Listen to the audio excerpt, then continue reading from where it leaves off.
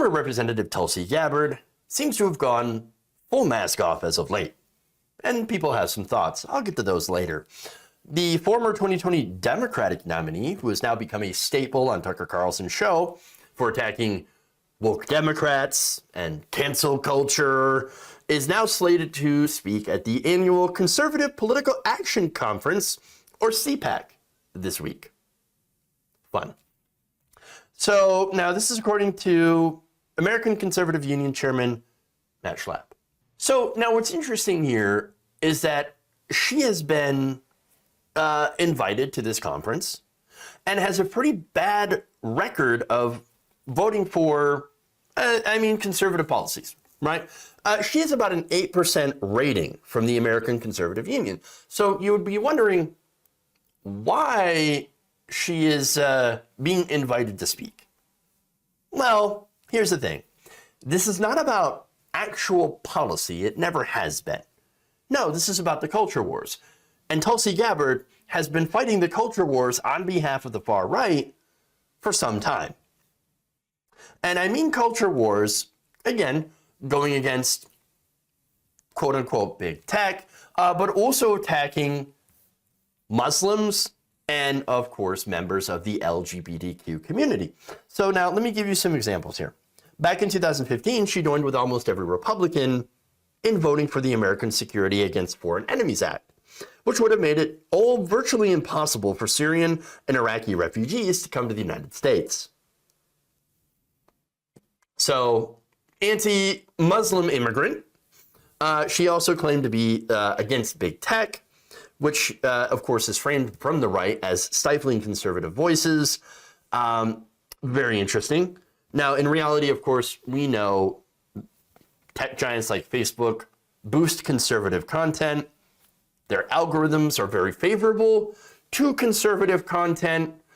Just look at the usually every day, the top 10 Facebook pages. When it comes to traffic, it's usually Ben Shapiro, Bongino, right? You also have, either Matt Schlapp or Daily Wire. These very, ultra-conservative pages do incredibly well on these social media platforms, not just Facebook, but of course, the right wing does very well on YouTube as well with reactionary anti-SJW content, i.e., of course, the culture wars.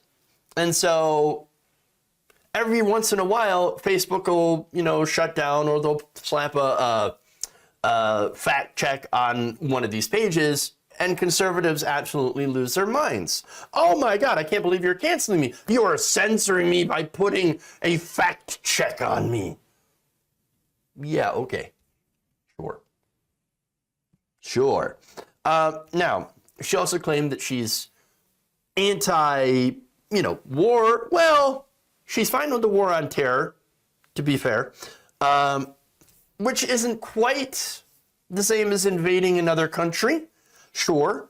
Now, unfortunately, the war on terror involves things like signature drone strikes, which have killed many innocent civilians. Very disastrous. Not exactly a lefty position, being in favor of the drones.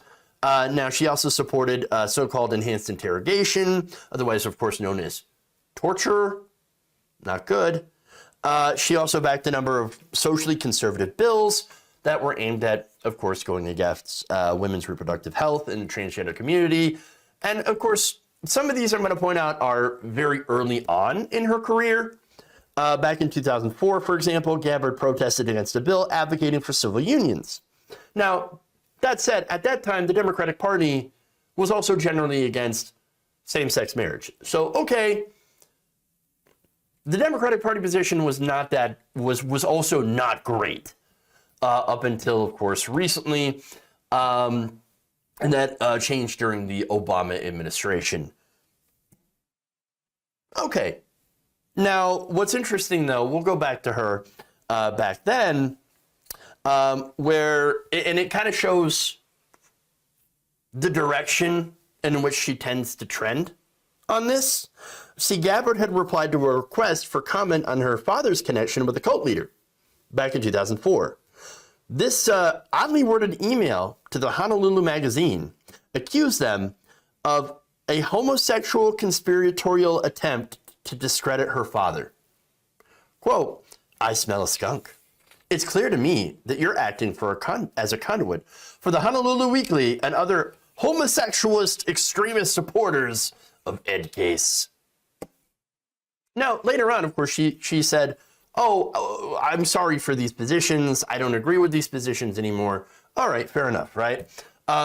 If that were true, just 2 years ago, Tulsi Gabbard introduced a bill into the U.S. House of Representatives that would have dictated Title IX protections for female student athletes be based on gender assigned to a person at birth. So what she is that basically her bill would deny federal funding to schools that permit a person whose biological sex at birth is male to participate in an athletic program or activity that is designed for women or girls. And so, less conservative, no, well, not so much against gay people, I guess. But being anti-trans, she's all in it. So she is a TERF, which stands for Trans Exclusionary Radical Feminist. So, yeah, very, very TERFy. Now, that said, you want to talk about her policy positions? All right, well, let's talk about her healthcare plan. During 2020, she said that she's in favor of Medicare for All. Medicare for All, the Bernie Sanders plan, she co-sponsored the plan. Well, what's wrong with that? What's going on there? Now, I'm in favor of Medicare for All. I love Medicare for All. I believe in a single-payer healthcare plan in which private insurance is unnecessary. Get rid of private insurance, take it out completely, and have Medicare for All literally cover pretty much everything. So now, what was her plan? She said, I'm in Medicare for All. However, taking away private insurance is un-American. I have this video here where she was having a conversation with Anderson Cooper. And of course, Anderson Cooper is going to bring up, this nonsense thing where he says, but if Medicare for All, it's going to take away private insurance. Yeah, but it would replace it with better insurance, cheaper.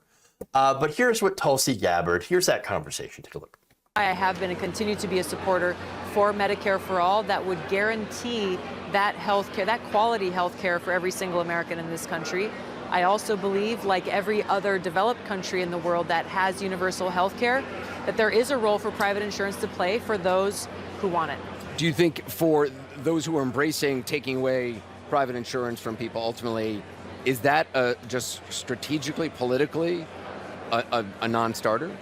I don't know about the politics of it. I just think about it from the perspective of people, of the American people, that if all of a sudden you are taking away their choice, that's not a very American thing, in my opinion. They are suffering because of big insurance and big pharma's influence over our healthcare system for so long, how they are profiting on the backs of sick people. So let's do our job, try to bring down the cost of healthcare in this country that's exorbitant, make sure people can get the quality care they need, and if they still choose that that's not what they want, they can go get the private insurance.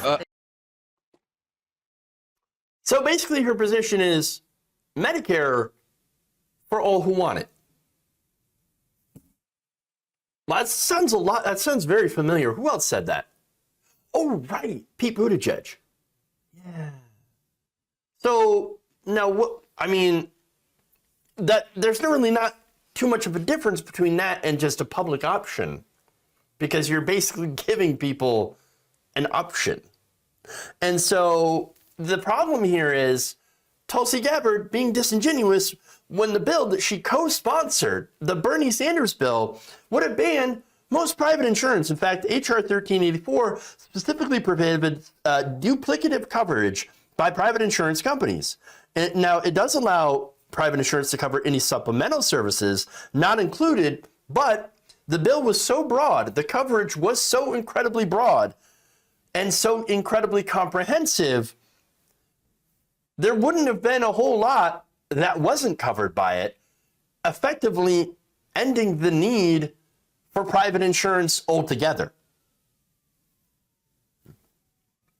And so, nonetheless, okay, she talked about, oh, no, but, you know, it's un-American to take away private insurance using Anderson Cooper's disastrously bad framing.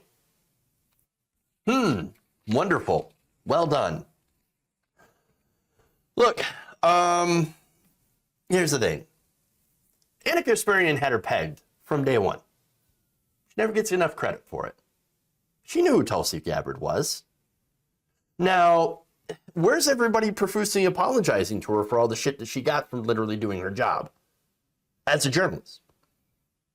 When you look into Tulsi Gabbard, hey, look, it's not her fault that she found all this negative stuff.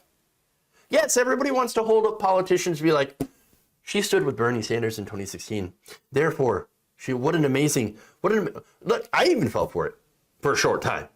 All right? I even fell for it for a short time because, you know, here, oh my God, taking a stand against the DNC. What a wonderful person. And then it turns out that she actually just has taken that and has went over to Tucker Carlson to consistently bash Democrats and progressives. Weird. At the end of the day, it appears that Tulsi Gabbard is the ultimate example of what it means to actually go, quote unquote, bipartisan, which means adopting the right-wing framing and narrative on the culture wars and punching down. She's telling the right wing, yeah, no, go ahead and punch down at transgender people, gay people. That's fine. I'm a Democrat. And so, yes, I agree with you. And that gives you political cover. Why, yes, trans people bad, Muslims bad. Yes, we must ban them and continue the drone strikes. Yes, that's what we must do. I also hate woke culture. Woke culture. I'm such a progressive and I agree with everything that Tucker Carlson says. Yes, we are the true Americans. No, yes. No, this is ridiculous. So now let's go to a couple of tweets here, just for some dunks. One person, Justin Barragona, says, and now she completes her Anakin Skywalker journey. Wesley Whistle says, it's hysterical how predictable this was. And it really was. Bradley Moss says, when owning the left is all you have, you bring in a speaker who had a horrible rating by conservative groups, but now who makes her living trashing Democrats. And that, by the way, the criticism of Tulsi Gabbard and CPAC comes from both sides. Both are not happy about this. Eyes on the Right said, oh, wow, who could have seen this coming except everyone? Two more here. Thirsty Thembo says, trash usually ends up in the garbage can, Matt. Yes. And the last one here, Patrick Rupp says, LOL, welcome home, Tulsi. Yes, I'm sure she will fit in very well at the GOP with her friend Tucker Carlson.